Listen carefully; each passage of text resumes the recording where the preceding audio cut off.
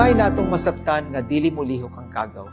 Ang tao ang nagdala sa virus ug maoy makatakod sa uban. Para mahunong ang pagkatap sa kagaw, kinahanglan atong pugngan ang paglihok sa mga tao ug mga kalihukan sa katilingban.